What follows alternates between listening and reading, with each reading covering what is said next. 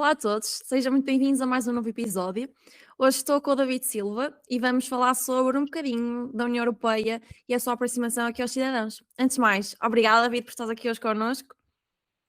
Muito obrigada. E não só pelo convite que me surpreendeu no sentido de partilhar aqui um bocadinho do meu percurso e dos projetos que eu faço parte, mas também muito obrigado por fazer parte do teu caminho, que é de bastante ativismo cívico também, não é? Cada vez mais pessoas jovens, ainda por cima mulheres jovens a quererem participarem em termos da cidadania e da comunicação da cidadania são muito importantes e por isso muito obrigado, Ana Rita. Obrigada, eu, David.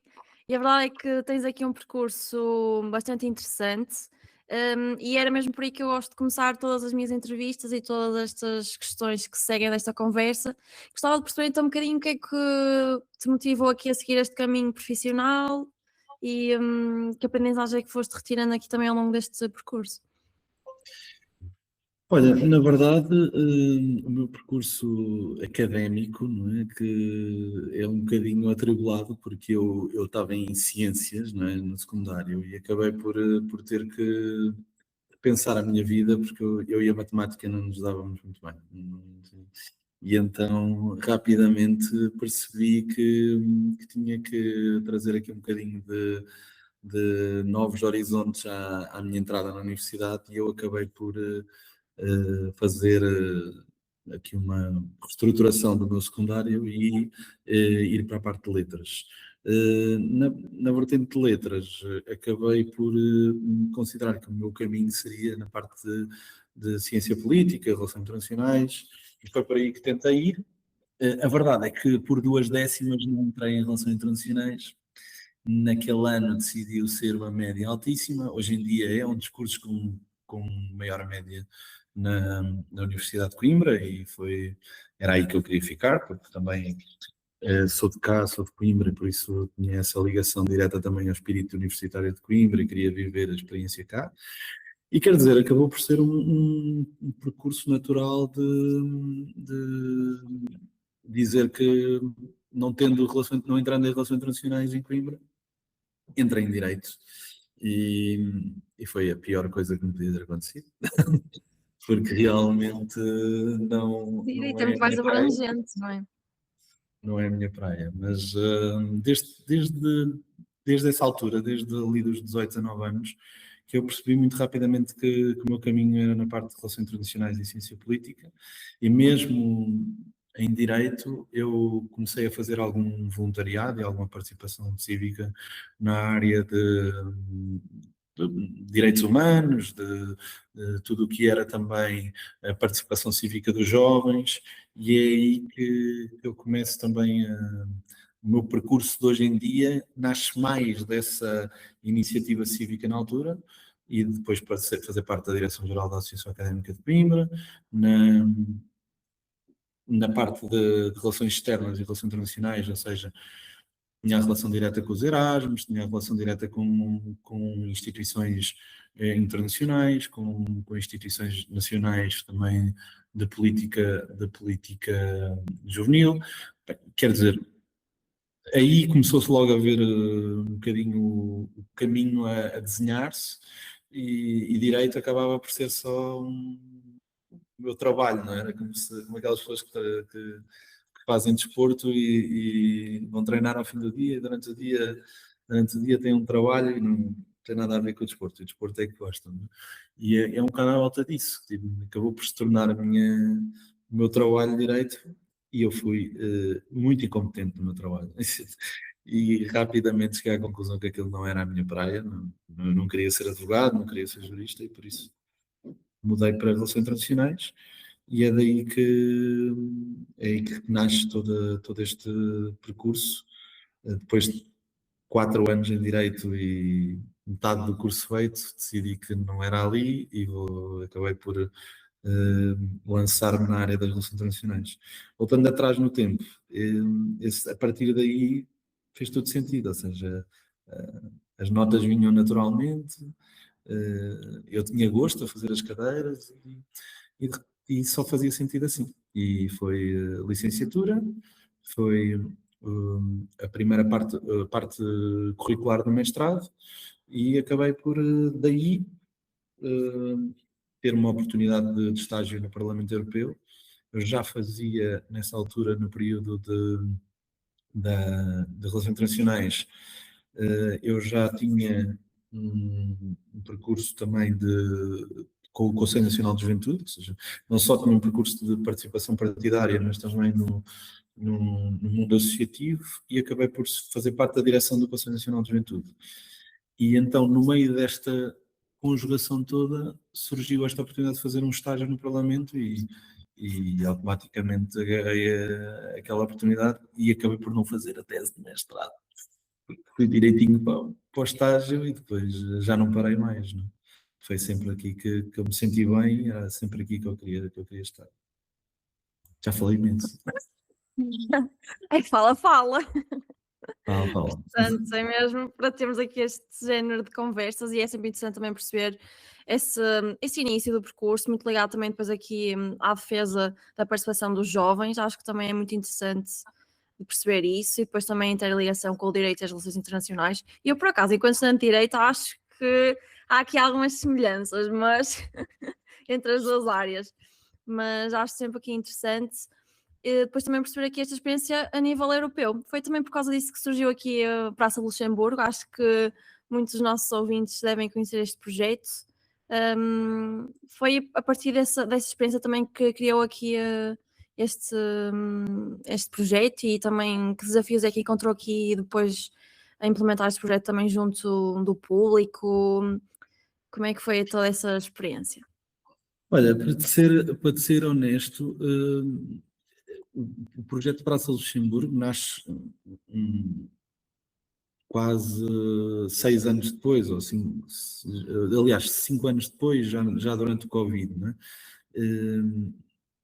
A ida para Bruxelas permitiu-me conhecer uma série de pessoas, e também abrir aqui uma série de horizontes que eu tinha, que era, acima de tudo, ligados com a ideia de que a União Europeia estava sempre muito longe daquilo que era a participação e a informação dos nossos cidadãos, seja os mais novos, seja os mais velhos.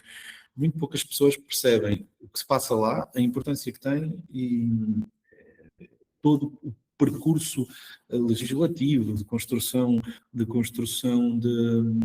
políticas, e o que elas influenciam na sua vida. Não é? Por isso, foi muito à volta disso que senti essa ligação, ou seja, desde essa altura que eu queria construir algo que pudesse simplificar o debate europeu, porque é extremamente complexo, na maioria das vezes tem muito pouca difusão nacional.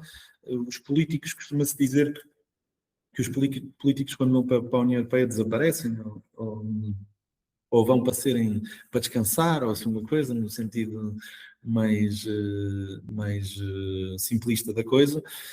Mas, na verdade, e um exemplo disso é o Sebastião Bugalho, por exemplo, é um exemplo de quem estava todos os dias na nossa televisão, e hoje em dia é muito raro vê-lo nos nossos noticiários ou nos nossos painéis de comentário, mas na verdade, se calhar a relevância política que ele tem agora é muito maior do que aquela que ele tinha como comentador. Não é? Se por um lado, como comentador, influenciava as questões mais eleitoralistas, ou os períodos, os ciclos políticos, em termos da União Europeia, pode influenciar políticas concretas que mudam o nosso dia a dia, e aí a importância pode ser maior, apesar de dividir esse papel com mais 704 eurodeputados, ou seja, é muita gente a dividir o papel de protagonismo legislativo nessas maneiras, ou co-legislativo, mas isso é outra conversa, mais burocrática. Mas lá está, tipo, logo ali eu percebi que as pessoas estavam muito distantes, que os políticos se tornam mais distantes, e quem trabalha lá está a anos-luz do cidadão. E por outro lado, a simplicidade de encontrar um local como a Praça Luxemburgo, que é uma praça icónica de Bruxelas, que é mesmo em frente ao Parlamento Europeu. Tem uma componente até muito gira, que é histórica, que é a antiga estação de comboios, era o ponto de ligação da Europa Central, ou seja, chama-se Praça Luxemburgo porque tem a estação do Luxemburgo, que tinha o comboio que fazia a ligação Luxemburgo-Bruxelas.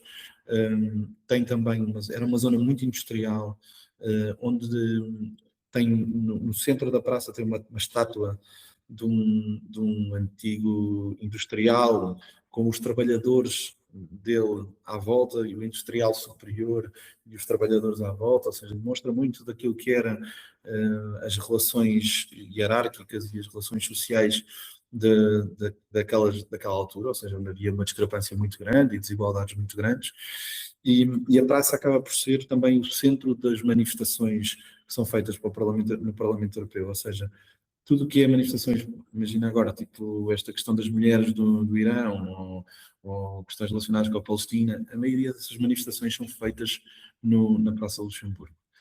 A somar a isto, a Praça Luxemburgo, e aí a inspiração ganha tipo o wrap-up, ou seja, o lacinho em cima da prenda, a Praça Luxemburgo é um sítio onde todos os profissionais de Bruxelas, das instituições, da Comissão, do Conselho, principalmente os mais novos, ou seja, aqueles que são estagiários, eu na altura era estagiário, tinha essa vivência, mas não só, os lobistas, até muitos eurodeputados, muitos chefes de gabinete e aquelas pessoas mais supostamente high level na decisão política, iam beber um copo ao fim do dia, principalmente à quinta-feira, que era o dia em que acalmava o nível de reuniões, porque como os políticos estão sempre a voar para os seus países de origem, a segunda-feira de manhã e a sexta-feira de manhã são dias de acalmia, de trabalho, de reuniões. E por isso mesmo, a quinta-feira, ao fim do dia, era quase como se fosse uma sexta-feira, né? As pessoas juntavam-se ali e muitos profissionais se juntam a beber um copo e à conversa. E ali quebrava-se completamente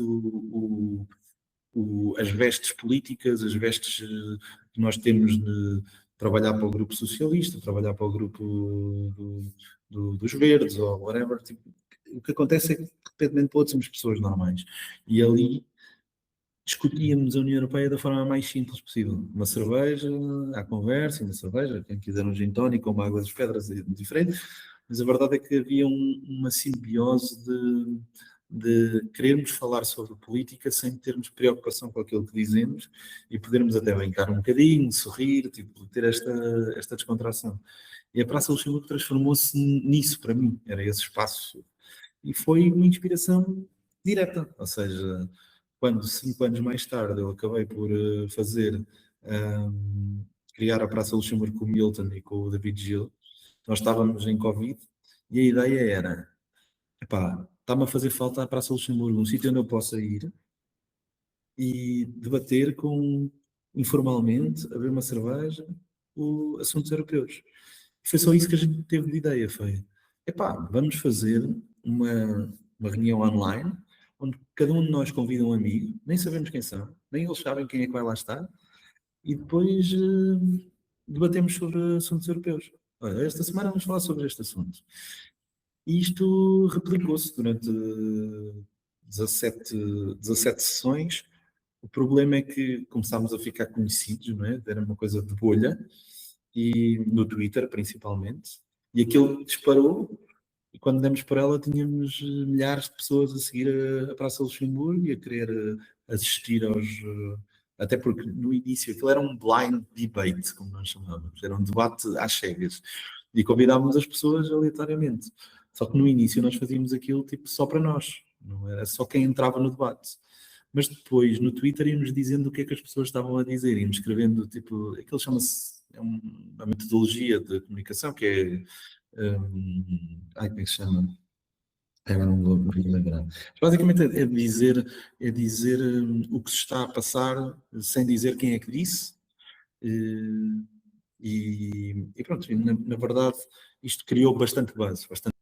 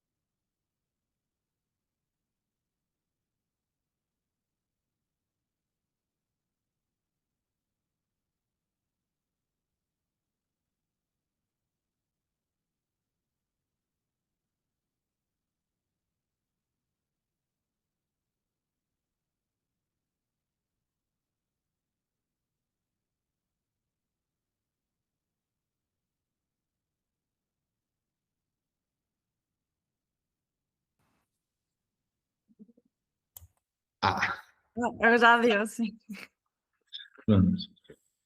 Mas voltando àquilo que estava a dizer, o que acontece é que nós criámos este buzz, bolha do Twitter e decidimos, epá, vamos abrir isto para as pessoas também assistirem um bocadinho e fazemos um formulário para quem se quiser inscrever. E tivemos mais de 100 e tal inscrições, ou seja, foi uma coisa tipo, nos fugiu um bocadinho das mãos e nós queríamos dar palco a toda a gente e depois a partir daí a Praça Luxemburgo teve depois a participação de muita gente conhecida.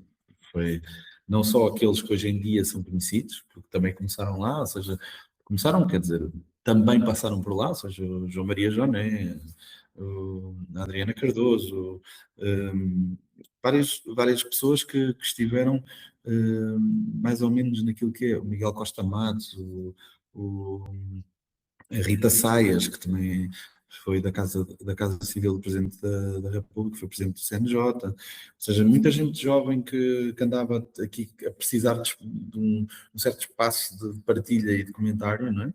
E que acabou, e de opinião, não é? E que acabou por participar na Praça do Luxemburgo, mas não só, ou seja, pessoas desconhecidas que hoje em dia têm a vida profissional delas, a vida académica delas e começaram também na praça a fazer alguma participação e a ter alguma opinião política.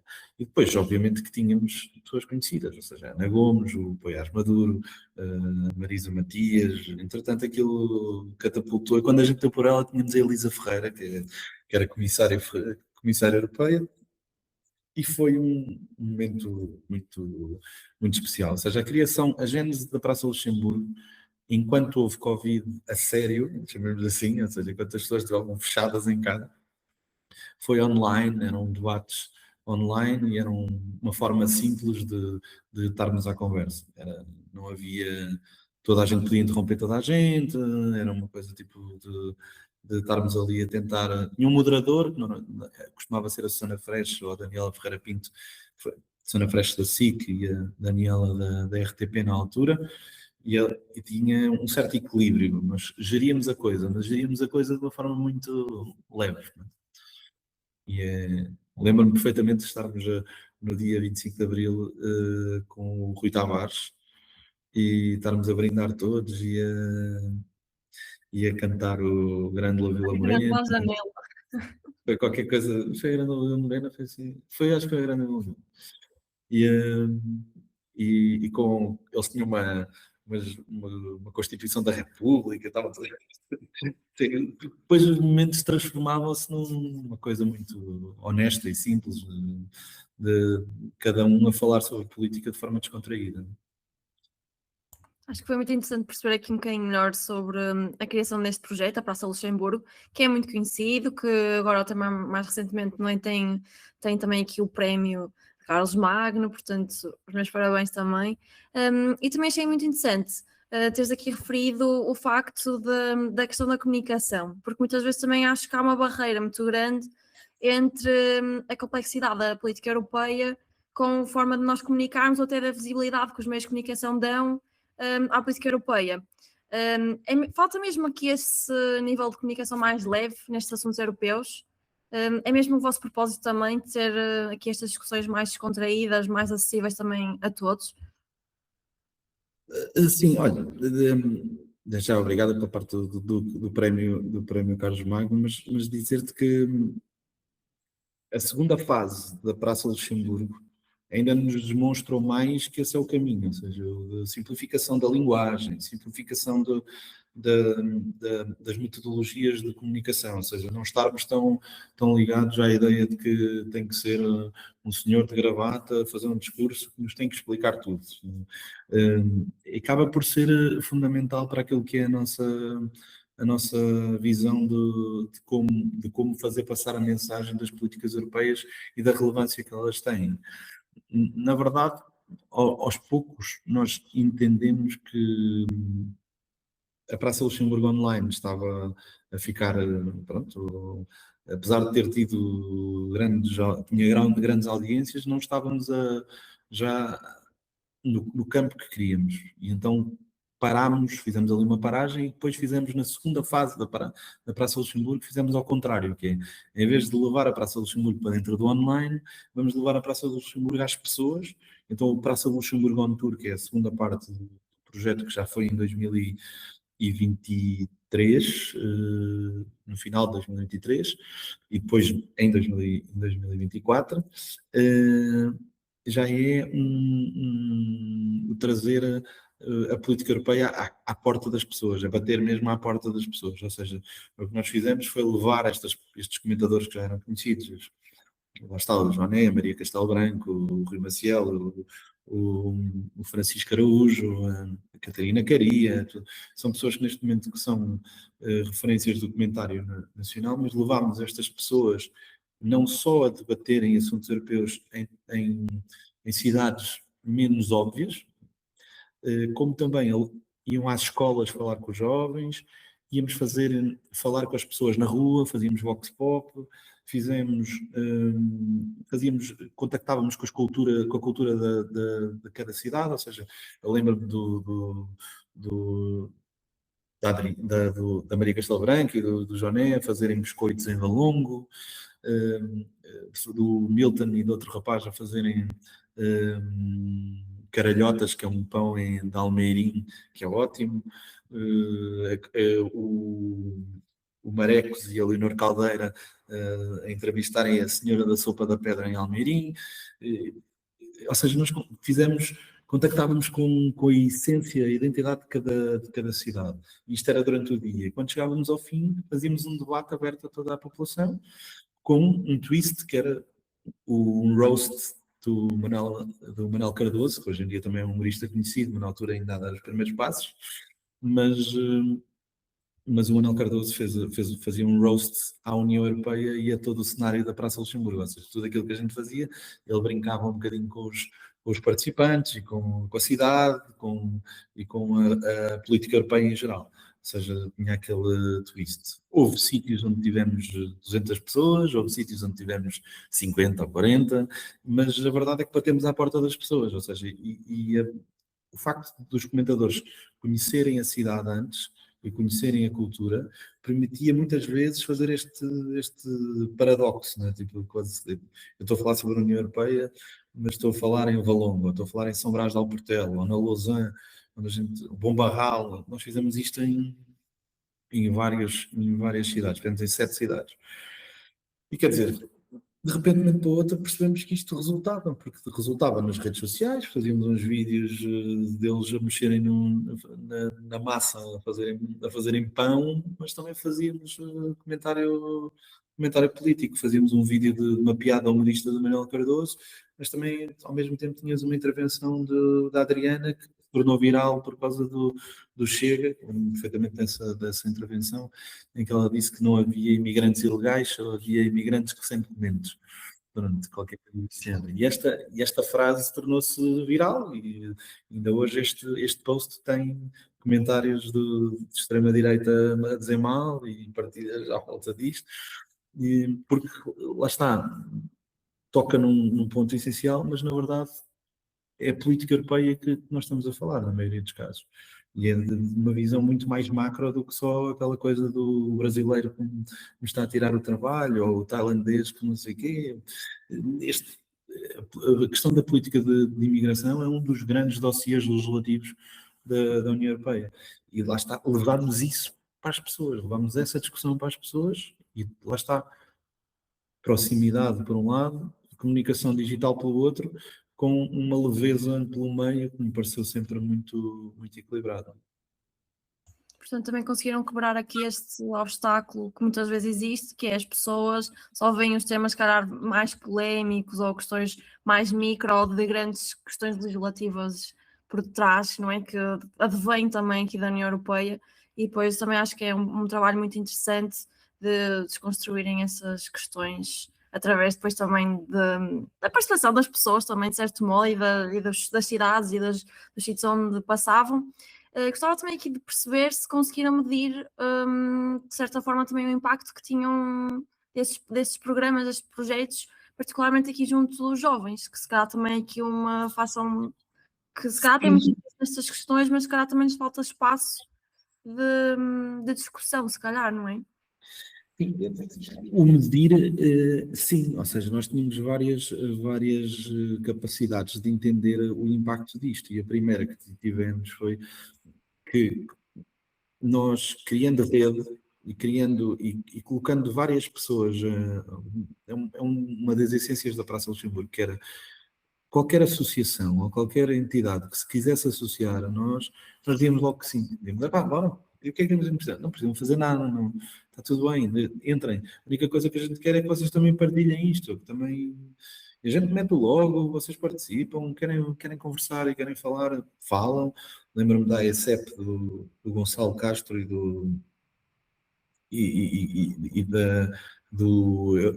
Tu na Europa és tu, ou não é? Eu agora estou aqui, uma série de organizações ou associações que apareciam, não é?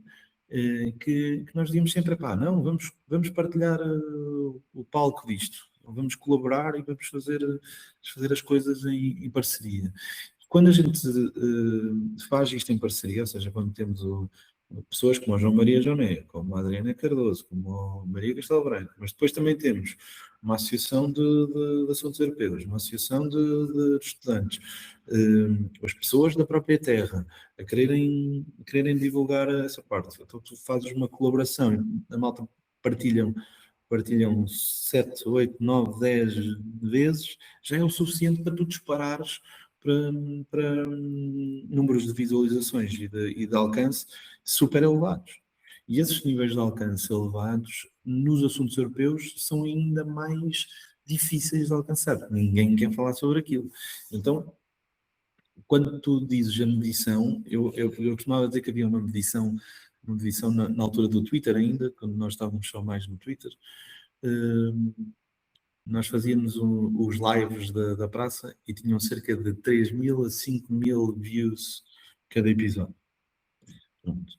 5.000 views sobre assuntos europeus era surreal. No Twitter havia muito pouca gente com aquele alcance. E eu lembro-me que havia, na altura, quando nós estávamos no Twitter, dizia logo o número de pessoas que viram. Tinha logo o número de pessoas no ecrã.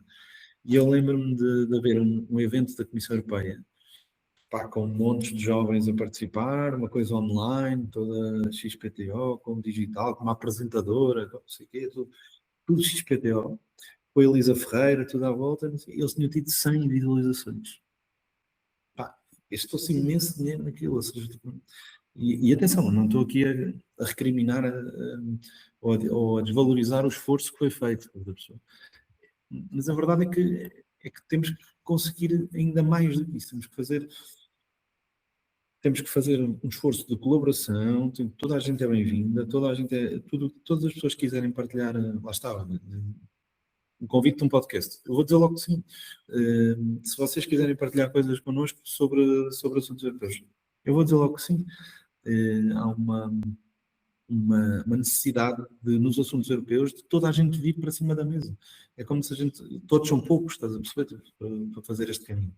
E nós passámos destes 4.000, 5.000 de média nas visualizações, depois para o Instagram, que demorou um bocadinho a engrenar, porque nós também fizemos uma pausa sabática, chamamos assim, entre 2020, final de 2021 e 2023. E quer dizer, quando nós demos por ela, o Instagram, quando voltámos, começou ali a ter visualizações de 3.000, 4.000, mas começámos a ter posts quando demos por ela, os mais interessantes acabaram por ter visualizações de 20.000, 30.000, 40.000, que já são números muito, muito acima da média do normal. E depois nós temos 3.000 seguidores, não temos propriamente, nós somos um projeto de bolha, né? Porque a maioria do projeto é seguido por jovens jovens, e ali a geração até aos 30, que gostam de assuntos europeus, né? São, na maioria dos casos, é o nosso seguidor habitual. Mas, havendo esta colaboração e spin-off contínuo, o que acontece é que chegamos a imensa gente que não tem nada a ver com os assuntos europeus. Por isso, em termos de medição das coisas, foi-se tornando sempre tudo muito fácil. Nos últimos tempos, ainda conseguimos ser um bocadinho mais criativos, porque andámos aqui tipo, com umas ideias mais malucas, e levámos o Diniz, que foi um dos nossos participantes em alguns eventos que nós fazemos só pronto, de promover a participação de jovens e de tentar trazer novas caras para o debate. E num evento que fazia promoção a comentário, a ideia era fazer um comentário ao como é que foi o Estado da União. Até tu tinhas que fazer um comentário que era falar sobre a indumentária, tinhas que falar sobre se fosse uma refeição, qual é que seria e aonde, coisas assim, tipo, tentar simplificar um bocadinho o Estado da União. E o Diniz foi um dos participantes nesse, nesse,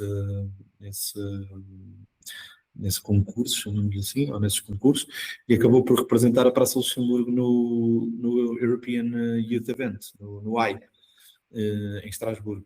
Nós tivemos uma ideia, porque como o Diniz era muito parecido com o Benson Boone, nós decidimos tipo, vestir o Diniz de Benson Boone num fato que ele tem de lantejoulas justinho, não é? E conseguimos fazer o fato e conseguimos convencer o Parlamento Europeu em Portugal a financiar-nos aqui, a cofinanciar aqui esta iniciativa que nós tínhamos. Então, quando demos por ela, tínhamos o Benson Boone a entrevistar pessoas no Parlamento Europeu em Estrasburgo. Ou seja, é uma forma diferente. Mas a verdade é que esses vídeos do Diniz na altura tiveram 20 e tal mil, ou seja, todos os vídeos que fizemos nessa semana chegou a mais de 100 mil visualizações. O que passam dos europeus é brutal. Né? E acho que às vezes é isso. É quebrar as medições tem muito a ver com as colaborações, com a rede, com a vontade de criar coisas completamente diferentes e não andar sempre a bater no mesmo modelo ou na mesma forma de estar. Acho que também falaste aqui muito na questão de sermos proativos a abordar estes assuntos e estas questões europeias. Fala também que esta proatividade às vezes por parte, por exemplo, mesmo dos eurodeputados, se calhar de abordar mais estas questões. Estou-me a lembrar de alguns eurodeputados mais novos, talvez, que já tentam pegar aí, lá está, nas trends ou nestas questões mais jovens ou Gen Z de abordar aqui os assuntos europeus. Falta também essa proatividade mesmo por parte das próprias instituições?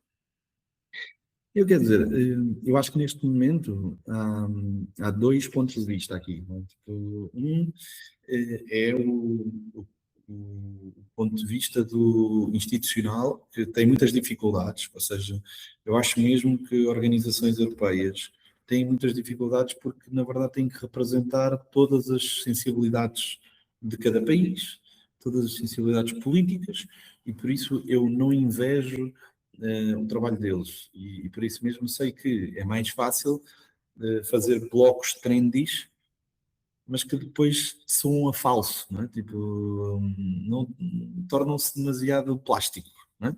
Porque a maioria desses blocos de trendies ou de chamar influencers ou isso acaba por se tornar uma máquina de salsichas. Não, imagina, tipo, vem influencer X, vou estar aqui a dizer nomes, mas vem influencer X, vai ao Parlamento Europeu e vai fazer uma coisa espetacular. Sabias que o Parlamento Europeu tem 705 lugares? Não sei quem, não, e tu repetes a fórmula e as pessoas, passado um bocado, até podem ter visto, até pode ter chegado ao público-alvo daquela influencer ou daquele influencer. Mas na verdade não é honesto e é constantemente a mesma informação. Ou seja, é sempre, sabias que o carregador único foi feito? E, raramente estes influencers e estas preocupações institucionais vão ao cerne da atualidade política. Com isto eu quero dizer que raramente criticam o que é que está a ser feito e põem a nu as vantagens e desvantagens de cada um dos pacotes que está a ser decidido. Não é. Eu costumava dizer uma coisa que era tipo, os vídeos da União Europeia são sempre aquela coisa do acordo do Green Deal, que era do Pacto Ambiental. Pronto. O Pacto Ambiental. era aquelas ventoinhas eólicas, né? Uma pessoa a andar de bicicleta, toda contente, os carros desapareciam, não sei o quê, tudo bem, e o vídeo era sempre assim, as pessoas estavam todas contentes. Transição digital, era tudo a mexer nos iPads e nos iPhones e não sei o quê, e agora tem um carregador único, está tudo bem. Em termos de imagem institucional, isto é bonito, mas onde é que está a parte de a transição digital vai acabar com milhões de trabalhos que existem hoje em dia? E esses trabalhos são em que áreas? E que impactos financeiros é que isso tem para cada um dos países? Que discrepância de impactos é que tem para os países do Sul em relação aos países do Norte? Em relação ao ambiente, a mesma coisa. Ok, pode-se desativar uma central nuclear, ou no nosso caso, uma central a carvão. Mas onde é que a gente vai buscar, recuperar as questões de energia à volta das outras coisas? Ou seja, estas é difícil comunicar isto nesta dimensão mais densa, esta dimensão mais densa da política, para as instituições. Para nós é mais fácil. Ou seja, um projeto como a Praça Luxemburgo consegue ir meter o dedo na ferida nestas coisas e chamar a atenção para algumas das questões de atualidade política e de discussão política, mais do que outras coisas. Agora, e se calhar hoje em dia, tipo, criticar muitas das coisas que são feitas pelos Estados Unidos, ou coisa que uma instituição não vai fazer, não é? O Parlamento não vai fazer. Quanto aos eurodeputados, lá está, eu acho que depende da identidade. Por exemplo, uma pessoa que criou a identidade dela e que criou a dimensão dele, conseguiu caminhar no lado trendy, mas tendo a identidade, tendo a postura, é o Bruno Gonçalves. Acho que toda a gente consegue encontrar esse rever-se nesta posição. Ou seja, ele criou o espaço dele, criou a linguagem dele, criou a forma de estar dele, e isso funciona tipo imã. Né? Se nós temos identidade e não estamos a plastificar a coisa, a malta compra. Né? Noutras dimensões, já vimos vários deputados, não vou, por exemplo, o caso do Coutinho Figueiredo é um caso que não tem a ver com identidade, tem a ver com aquilo que ele trazia de trás, não é? A comunicação dele vem do tempo do Parlamento. Ele se calhar diminuiu a presença nas redes e a capacidade de comunicação quando foi para o Parlamento Europeu. O Bugalho, a mesma coisa. O Sebastião Bugalho, a mesma coisa. No caso do Bruno Gonçalves foi ao contrário. Porquê? Porque ele tinha uma identidade própria e conseguiu caminhar nesse sentido, criar essa dimensão.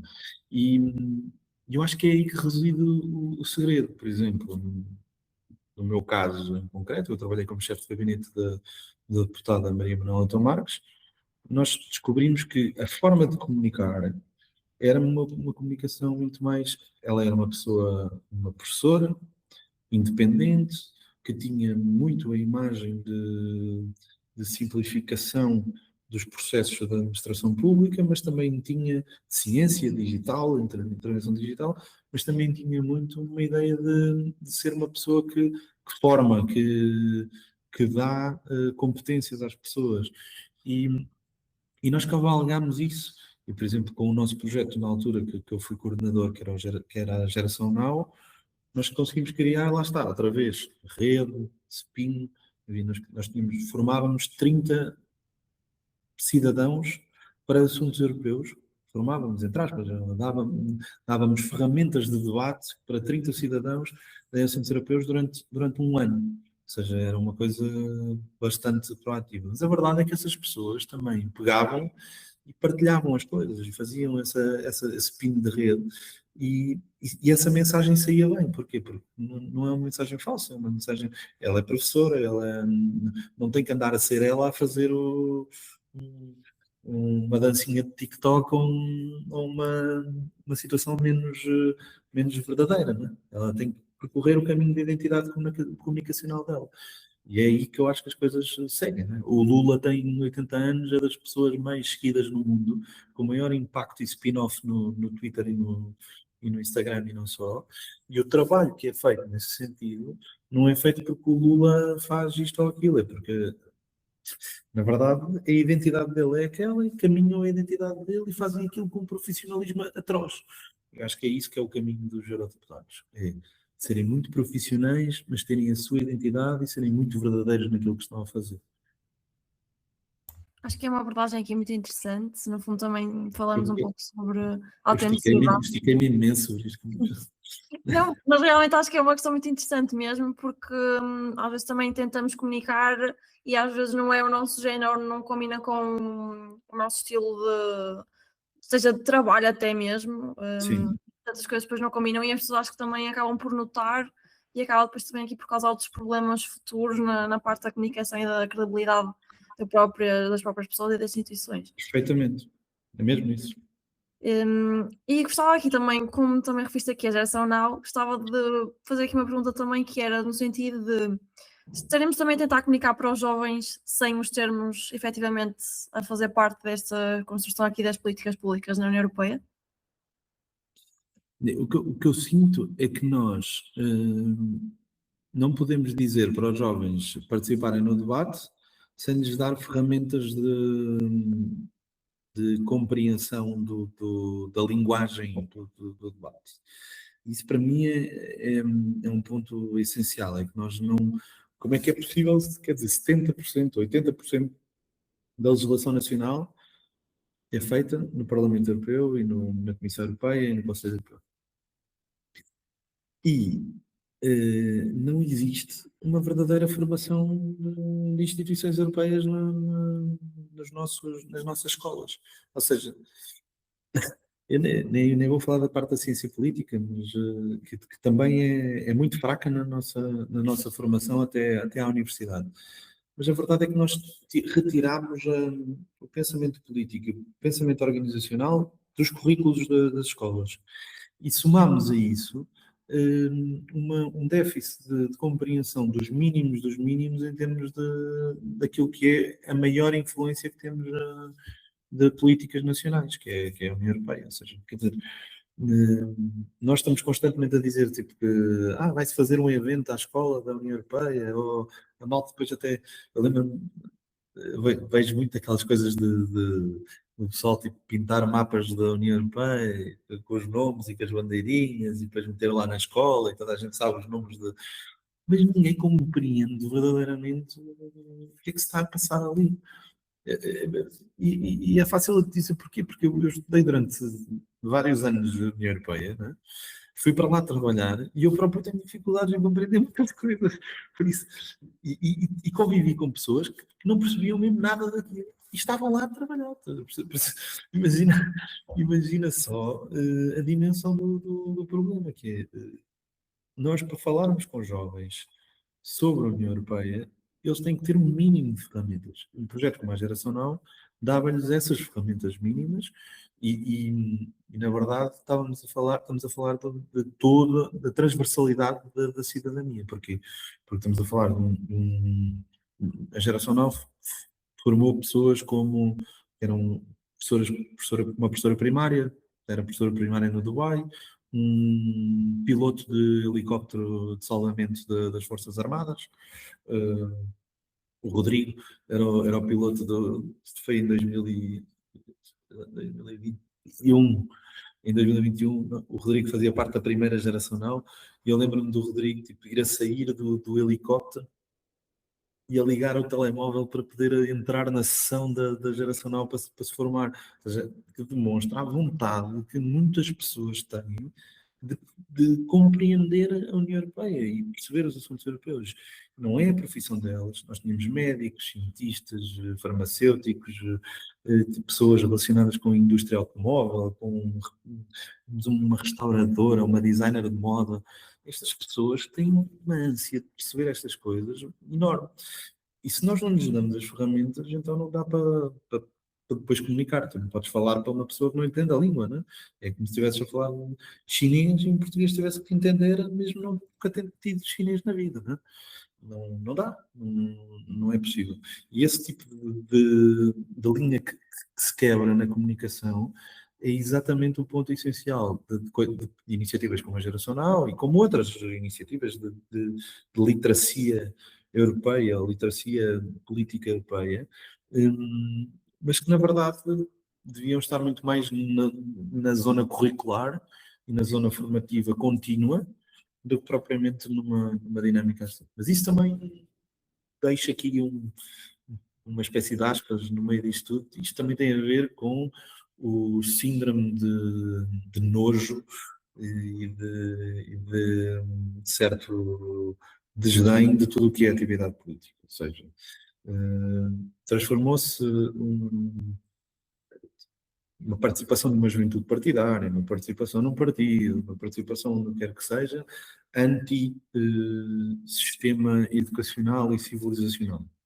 Se tu queres ser um bom profissional, se queres ser um bom aluno, nunca tem a ver com a tua participação política. E isso é antagónico, porque, na verdade, a direção para onde tu levas todas as tuas ações como profissional é em prol de uma comunidade melhor ou pior, no teu ponto de vista e no ponto de vista dos teus vizinhos, dos teus concidadãos, do teu país. Ou seja, há sempre uma dimensão política. E se tu queres trabalhar de uma certa forma, né, se tu quiseres trabalhar para implementar políticas, por exemplo, de inteligência artificial, onde tu não tens dimensão de preocupação ética com os trabalhadores, estás a fazer uma política muito mais liberal. Mas se tu queres trabalhar no âmbito de ter preocupação ética com os trabalhadores, com a preocupação de conseguirmos fazer com que eles não sofram com a eliminação de profissões com inteligência artificial, se estiveres a preocupar-te com esses direitos do trabalhador, estás a fazer uma política mais de esquerda, mais de preocupação de desigualdades. Estas definições básicas têm que entrar dentro da nossa formação. Nós temos que procurá-las mais do que só propriamente falar ali um bocadinho na história, que houve umas coisas de extrema-direita e aqui no país, e que houve uma revolução que era de esquerda, e pronto, e está tudo bem. E depois ninguém discute nada, e depois estudamos filosofia, mas ninguém nos explica que a filosofia está interligada com a parte política e com aquilo que é a dimensão do pensamento político. Ou seja, nunca há essa ligação. Por isso, hoje em dia, temos os partidos e as juventudes partidárias à porta da escola, ou seja, são fora, está tudo fora, e a dimensão do debate político fora da escola. E, a meu ver, é só das maiores falhas que nós temos no sistema educacional português, mas ainda posso estar errado. Eu acho que é uma visão extremamente correta, no meu entender, e acho mesmo que há aqui uma grande associação entre percebermos as várias áreas e como elas se interligam, não é? Tanto a filosofia como a parte da história, como a parte de perceber também, efetivamente, que a União Europeia e a política afeta aqui todas as decisões e que nós, para isso sermos a profissão que queiramos, precisamos sempre aqui de conhecer algum âmbito ou que algum âmbito europeu vai influenciar também aqui a nossa atividade. E não temos só que esperar para tirar a direito da União Europeia ou ter uma cadeira de relações internacionais relacionadas à União Europeia. Portanto, acho que é muito interessante. Gostava também de lhe perguntar aqui nesse sentido, acha que a literatura, já que não se fala aqui tanto às vezes como se devia da política e da União Europeia nas escolas, é também aqui uma forma de colmatar individualmente aqui estas questões de falta de conhecimento da União Europeia, por exemplo, com o seu livro As Cartas à Europa ou outras obras que também possamos aqui influenciar ou relatar? Eu, quando escrevi o livro, foi na mesma dinâmica, ou seja, de tentar fazer uma coisa que mostrasse um bocadinho da minha vida. O livro foi escrito num período em que eu estava em Lisboa e tinha um bocadinho mais de tempo, andava a fazer a pós-graduação em Comunicação e Marketing Político, no ISCSP, e acabei por andar ali um bocadinho à volta da ideia de escrever uma espécie de dinâmica poética da história da União Europeia. Pronto, foi mais ou menos isto. E o livro é um livro que são cartas de amor à União Europeia, como se ela fosse uma mulher, mas em cada período da história da União Europeia, ou seja, desde a Segunda Guerra Mundial até aos tratados de Maastricht, ou de Nice, ou de outros momentos, e transformá-lo minimamente simplificado, como se fosse uma história uma carta de amor, uma história de amor mais fácil de compreensão. Ou seja, muito na onda de que hoje em dia nós vemos uma série da Netflix e lá pelo meio aparecem umas coisas políticas e por isso achamos que sabemos a história política das coisas, não é? Tipo, e é muito à volta disso. Há malta amiga minha que vê séries na Netflix, pá, vi uma coisa, uma série, depois lá atrás aquilo também falava sobre gás, não sei o quê, que também fazia parte do Parlamento, que fez não sei o quê. Pá. E esse tipo de twist foi um bocadinho aquilo que eu tentei fazer no livro, ou seja, tipo, simplificar a história da União Europeia, passando isto para uma dinâmica de poética, prosa e poesia, acima de tudo. E o livro foi feito também com muito pouca vontade que fosse uma coisa, uma obra super, super conhecida, mas foi feito em parceria com a comunidade intermunicipal aqui da região de Coimbra, e a ideia era precisamente também poder disponibilizar no Centro Europe Direct para as escolas alguns exemplares que as pessoas pudessem ler. Como depois não há muito interesse em termos da parte financeira disto, e eu não sou nenhum Lobo Antunes, acabou por ser mais uma experiência do que outra coisa. Não é? Uma coisa que eu gostei muito de fazer e que ainda hoje tenho no meu coração como uma das coisas mais bonitas que fiz na vida. Mas, por outro lado, quando nós falamos de literatura, e tu aí tocas num ponto que eu acho que é muito interessante, que é este tipo de obras são muito giras, mas, na verdade, a literatura é um ponto fundamental da parte política. Não é? Muita da literatura clássica que temos, mas não só, mesmo da atual, percorre muitas vezes estas dimensões de paralelismo entre o que é ficção e o que é real na nossa sociedade. E estes tocares da literatura na parte política são, ao longo da história, imensos, não é? E quando tu vês a história de um escritor, normalmente tem muita influência a dimensão política naquilo que ele escreve. Um dos nomes mais conhecidos sobre isto é o Gabriel Garcia Marques, mas tem muito esta dimensão daquilo que o país dele, na altura em que ele escrevia, tinha essa influência política, não é? Ou a parte de Isabel Allende, ou outros nomes que têm muito essa dimensão. Saramago tem essa dimensão. Ou seja, todas estas ligações entre a literatura e a visão política da sociedade são constantes. E por isso, muitas das vezes, nós não associamos essa parte, e talvez por isso eu também tenha escrito o livro nessa dimensão, mas acho que, acima de tudo, nós devemos explorar muito estes caminhos paralelos entre a parte da comunicação, da literatura, da arte, e com o resto. Por isso, e uma das áreas que eu tenho andado a tentar fazer mais ligação com isto. Posso dizer, por exemplo, que na Praça Luxemburgo, para além da parte do stand-up, que é uma arte, não é? É uma arte humorística, mas é uma arte, não é? E, para além dessa parte, fizemos um pequeno concerto no encerramento, em que tentámos fazer um mashup de músicas da União Europeia ao longo dos últimos 70 anos da União Europeia, não é? E ao mesmo tempo temos procurado sempre ter aqui algumas questões relacionadas com por exemplo, há uma coisa que eu gosto muito, que é a lógica política dos musicais da Broadway, né? Eh, o- o- Na Broadway, o musical mais conhecido, mais visto nos últimos anos, deve ter sido o Hamilton, que era sobre a vida de um político e um período específico político dos Estados Unidos. E eu tenho muito esta dimensão de vontade de que cada vez mais se crie estas bases. Em vez de nós ensinarmos políticas a dizer, um videozinho a dizer, já sabias que há um novo uma nova lei que permite que não sei o quê. E pá, em vez disso, se calhar é preciso começar a trazê-la para dentro do subconsciente, trazê-la para o nosso dia a dia. Há uma peça que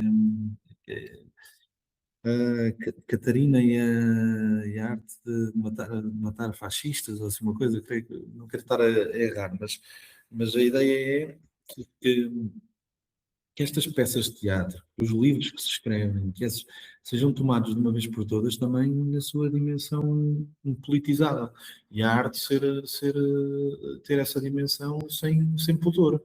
Porque cada vez que se diz, um artista não pode ter uma posição política. Não, o artista, a grande essência do artista é ter a sua identidade política expressa nas suas obras, porque senão nunca vai ser ele verdadeiramente, nunca vai ser uma identidade verdadeira, vai ser uma coisa plástica. Em vez de fazer a arte por aquilo que a pessoa quer, está a fazer a arte para aquilo que os outros querem ver, e acho que isso não se pode dissociar. É uma reflexão muito bonita. Acho que sim, lá está. Acho que a arte também serve aqui sempre como uma crítica social do que está a acontecer ou do que já aconteceu, e acho que essa visão também é muito interessante de aproximarmos as pessoas da política de outras formas que não, se calhar, as mais tradicionais, e que às vezes também geram o desinteresse. Nesse sentido, também gostava só aqui, antes de passarmos à minha pergunta habitual, aqui mais filosófica, vai haver aqui algum projeto mais artístico para breve? Vai haver aqui também algum projeto relacionado à Praça de Luxemburgo? Acha que pode-nos dar aqui um spoiler? Tem assim alguma coisa preparada? Não, é assim, nós estamos a trabalhar numa possibilidade de voltarmos a fazer aqui algumas coisas com a Praça Luxemburgo, mas acima de tudo a nossa vontade com a praça é de nós, para já, fazermos só aquilo que verdadeiramente se mantém dentro da identidade do projeto, ou seja, fazer aqui um spin-off do projeto da Praça Luxemburgo on Tour, tentarmos melhorar aqui um bocadinho também as lacunas que nós descobrimos que depois não conseguimos, são mais difíceis de fazer nestes projetos, ou seja, como é que se comunica, como é que os projetos, o projeto tem, na Praça Luxemburgo tinha um dia inteiro de filmagens, de entrevistas, de conferências e tudo isso. Mas como é que nós comunicamos isso tudo? Nem dá tempo para tanto conteúdo. E se tu fores a ver a página de Instagram, às vezes dou para mim com a página a bloquear porque não consegue fazer o upload dos vídeos mais antigos, estás a ver? Então, já chega sempre a um ponto em que nós precisamos de encontrar outras metodologias. E eu, de certa forma, isto é o que nós temos procurado nos últimos tempos, encontrar aqui um modelo em que nós podemos fazer a Praça Luxemburgo mais ou menos na mesma dinâmica, mas que seja concentrado na parte de ser eficiente na comunicação, mais eficiente, com mais qualidade e mais dirigidos, e por isso, sim, estamos a trabalhar nessas matérias. Não tanto na onda de voltarmos ao conceito de podcast, ou isso, mas mais na onda de fazermos isto ao vivo e próximo das pessoas. Quando nós nos sentimos melhor e também achamos que é onde é mais difícil isso acontecer. Ou seja, porque os custos logísticos são muito difíceis. E então, ou tu crias um projeto que ganha uma marca que define isso e depois é vendido como isso, no sentido de vendido, no sentido de que se consiga pagar as despesas, porque nós não ganhamos nada, dinheiro nenhum com isto, para que fique claro, nós ganhamos zero com isto, que a única coisa é que temos que pagar às pessoas que vão, não é? Não podemos pegar nas pessoas e levá-las todas para Valongo ou Palmeirim e não ter as despesas pagas. Mas acima de tudo é o que nós temos procurado, tipo, modelos eficientes que possam continuar a fazer com que a gente consiga levar o debate dos assuntos europeus aos jovens em cidades mais ou menos óbvias, não é? E sim, nós estamos a fazer esse trabalho e estamos aqui a negociar com alguns municípios essa possibilidade e pode-se dizer que em vez de se fazer luz, pode-se fazer neve em breve na Praça Luxemburgo, por isso vamos ver se conseguimos. E sim, este caminho está a ser feito. E depois temos procurado outros projetos, mas que são difíceis de concretizar. Um deles é dos objetivos que nós temos, que é fazer algo parecido com um musical de assuntos europeus. Nós estamos a trabalhar nisso, mas que é algo que é mais duro no tempo, ou seja, não basta só fazer uma iniciativa, é uma coisa que nós queremos trabalhar com calma e também continuar aqui a fazer um bocadinho este trabalho de mobilizar jovens e manter um bocadinho acesa esta chama de poder ser satírico e poder dizer, meter o dedo na ferida sobre alguns assuntos europeus. Portanto, também aqui acompanhar as páginas para ficar aqui a par. Podem acompanhar à vontade. Estamos a trabalhar nisso ainda. Não, ninguém vai ficar parado nos próximos tempos. David, antes de passarmos aqui às recomendações culturais, que eu também estou muito entusiasmada para saber quais são, gostava de fazer aqui a minha pergunta de fecho, que eu faço a todos os convidados, que é: quem é o David? Eu, na verdade sou. No outro dia estava a ouvir o Chicão e o Chicão disse qualquer coisa como: eu sou um epicurista.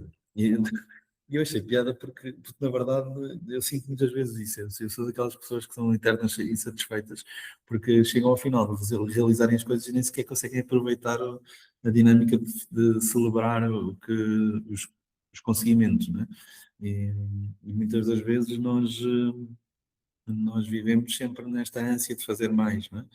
Mas eu sou um bocadinho as duas coisas, ou seja, o David é uma pessoa extremamente acelerada na vida, a querer os horizontes todos e a querer superar as metas todas, os objetivos, os sonhos. Eu costumava dizer que tinha X objetivos até aos 40 anos, e quando fiz 40 anos já percebi que já os tinha feito todos. E isto até parece um bocado pretencioso, não é? Mas pronto, é a realidade. Cumprir mais do que ambicionava, não é? Também, se calhar, fui humilde nos meus sonhos, mas consegui cumprir os objetivos que tinha. Escrevi um livro, a forma como tinha o projeto da Praça Luxemburgo, tudo isso. Eu tinha esses objetivos todos muito definidos na minha cabeça. Mas, por outro lado, eu sou uma pessoa muitas vezes muito ligada às simplicidades da vida, ou seja, muito mais ligada às celebrações pequenas. O meu filho, conseguir aproveitar os meus amigos, a família, tipo, as coisas mais. Poder sentar, beber uma cerveja, comer uns tremosos e ver o futebol. Quer dizer, por isso, há uma dicotomia grande entre as partes, ou seja, o David que vive um bocadinho na lua dos assuntos europeus e do Parlamento Europeu e de viagens e grandes líderes e isso tudo, também se cruza um bocadinho com aquele David de estar no sofá a ver televisão e David é isso, um paralelismo entre o sonho e os pés na terra, tipo, entre o operário e a nobreza, qualquer coisa assim do género. Acho que é muito à volta disso. No fundo, aqui também as várias facetas que todos temos. Sim, eu acho que na verdade é isso, todos temos um bocadinho, e às vezes quando dizemos o que é que somos, se calhar temos tendência a esquecer algumas das outras partes que são menores em nós, mas que também fazem muito aquilo que somos.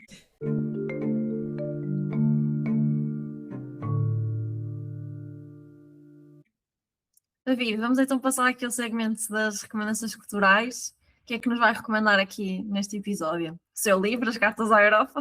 O meu livro, acho que ainda há meia dúzia de exemplares em venda online, no UC, na FNAC, no whatever, na Bertrand, podem procurar que ainda aí estão. Mas eu diria que as recomendações, se eu tivesse que recomendar, recomendaria duas coisas. Um, Dom Quixote de La Mancha, se vocês acho que não, quem quiser ler o livro em si, acho que é muito daquilo que é a minha vida, mas também muito daquilo que eu estava a falar, de criarmos objetivos e lutarmos contra, se tiver que ser, lutarmos contra moinhos. E isso acaba por ser uma metáfora engraçada da vida, porque muitas vezes não lutamos contra coisas assim tão relevantes.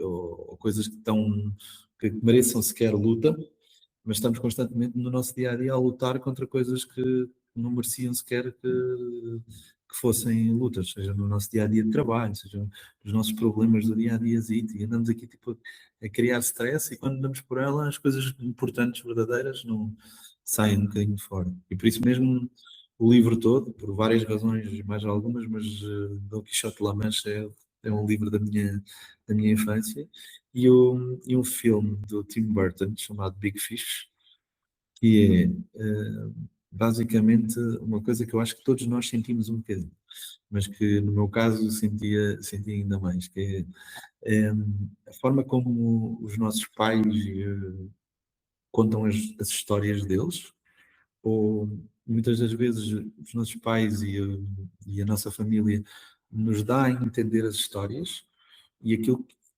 que é a imagem que nós criamos na nossa cabeça sobre o que é a história da nossa vida, a história dos nossos pais, a história de quando como fomos criados, da relação de amor do pai com a mãe, a relação o caminho académico do pai e da mãe, e muitas vezes nós criamos imagens que não são reais, que são um bocadinho a nossa construção de vida. E isso cria muitos debates, porque muitas vezes ficamos ou desiludidos com os nossos pais, ou extasiados com os nossos pais, quando no fim do dia o importante era nós pegarmos nesses ensinamentos e vivermos a nossa vida, não, em vez de estarmos a viver constantemente a vida dos nossos pais e a vida para trás que existe. Isto é muito debatido na psicologia, na dimensão em que o que os nossos pais nos formaram, ou a relação que nós temos com os nossos pais, ou com o nosso pai e com a nossa mãe, ou com os nossos familiares, ou certos momentos da nossa vida marcam-nos para sempre, não é? E transformam-se naquilo que é a nossa imagem de vida, né?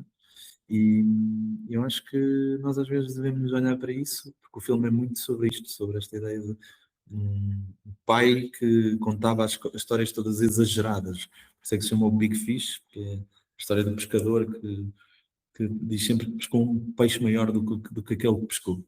E é à volta disto que se vai criando uma dicotomia de raiva e amor entre o pai e o filho por causa da história de vida do pai, né? E ele pensar que quase tudo aquilo que o pai dizia era até meio mentira, quando na verdade são só histórias e são só uma parte da vida dos outros, e não da vida dele. Se calhar temos que seguir mais a nossa vida e menos nesse âmbito, está bem?